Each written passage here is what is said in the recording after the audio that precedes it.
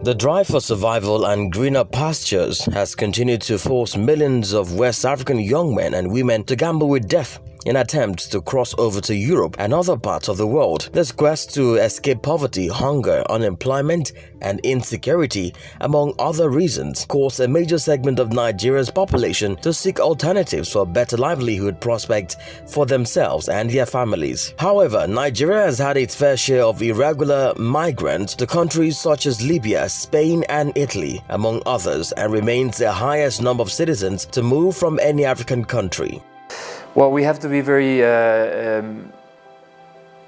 accurate about the terminology.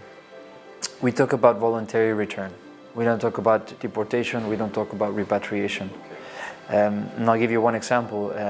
As much as IOM would like to assist migrants who are stranded in a place like Libya. Figures from the International Organization for Migration shows that over 14,000 Nigerians returned to the country from Libya, with more than 10,000 said to still be stranded in the country. In many instances, very few of the original numbers who set out on these dangerous journeys live to tell their stories. While many regularly drown in the Mediterranean Sea, many also die in the desert, and others are sold as slaves in the modern slave market. You know, there's a large caseload of Nigerians coming back to the country. For some time, Nigeria was the #1 country reaching Europe irregularly. And there's still a number of Nigerians who continue to remain in Libya. And again, many of them wishing to return to the country. So, yeah, the figures may seem striking, and we are continuing to see how we can best assist all of those who are returning. In a recent report by Human Rights Watch, many survivors of sex and labor trafficking struggle with unaddressed health challenges, poverty, and detestable conditions upon their return to Nigeria. According to the report, some survivors in the captive shelters complain about not being able to receive visitors or contact their families, not having clear information about when they would reunite with their families. At the federal level, there is no problem because the provision has been made. The president has made provision to rehabilitate all those coming. The point here is those states that are not prepared and are taking them away and cannot rehabilitate them are the problem here.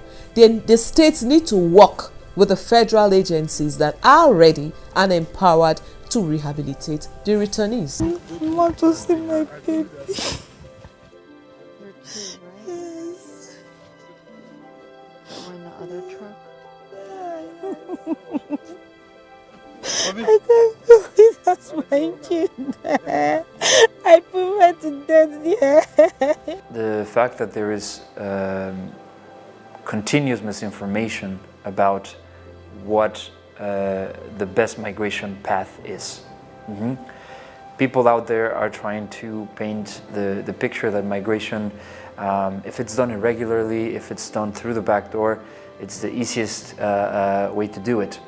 And what we hear, sadly, is the testimonies of people that have taken that route and are expressing, you know, horrible conditions that they find themselves in.